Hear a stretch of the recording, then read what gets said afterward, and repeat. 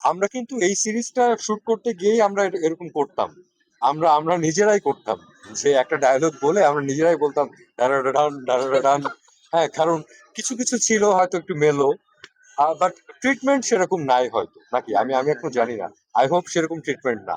তানিমের সঙ্গে আমরা লাস্ট শুটটাও বোধহয় আমরা করলাম, আমি আর সাবিরি আপা, আমরা সুত্তাদের বাড়ি বলে একটা প্রজেক্ট, ওটাই পুরো অ্যাটমসফিয়ারটাকে মিস করি। সবাই একসঙ্গে থাকাটা, সবার হয়তো একসঙ্গে ডেট পড়েও না, আমাদের হয়তো একদিন দুদিন হয়ে যায় যে সবার সঙ্গে দেখা হচ্ছে, সেই মুহূর্তটা একসঙ্গে লাঞ্চ করা, হয়তো একটা দুইটা সিনে আমরা সবাই মিলে থাকি, হয়তো একটা সিনে আমরা 12 জন দাঁড়িয়ে গেছি, সেই মুহূর্তগুলো মিস করি।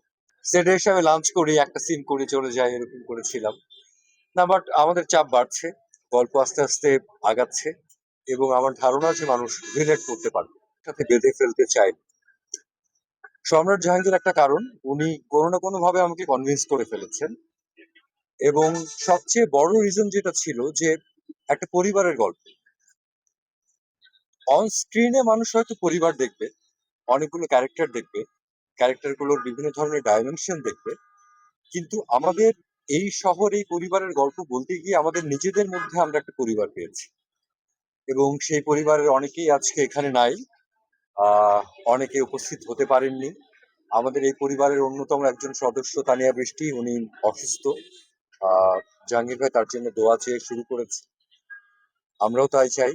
আর নাটকটি আমার কাছে মনে হয় যে সাধারণ মানুষের জন্য, প্রত্যেকটা পরিবারের জন্য, প্রত্যেকটা পরিবারে যে আমাদের দৈনন্দিন জীবনে বেঁচে থাকার মাঝখানে সম্পর্কের যে নানান দোলাচল, সম্পর্কের যে নানা ধরনের অনুভূতি এবং তার বহিঃপ্রকাশ, সেটারই একটা কি বলবো, ছোট ছোট মুহূর্ত দিয়ে একটা মালার মতো গাথা আমাদের আজকের যে নাটকের সূচনা নিয়ে আমরা কথা বলতে এসেছি, এই শহরে পরিবার।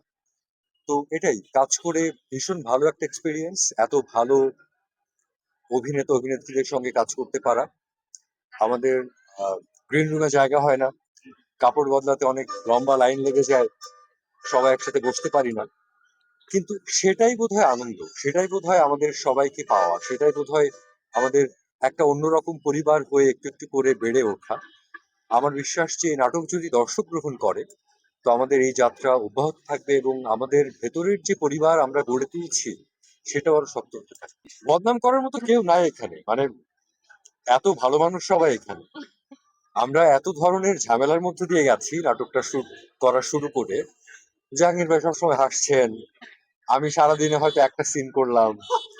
আহ হ্যাঁ, এই যে সাবির আপা রিলেট করতে পারছেন যে আমরা আমরা অনেক ধরনের আপস এন্ড ডাউনস এর মধ্যে দিয়ে গেছি, কিন্তু আমরা সবাই একসঙ্গে ছিলাম। আমরা আমরা একটার পর একটা সিকোয়েন্স করছি আর আমরা জেলাস হতে পারছি, রেস্ট নিচ্ছে।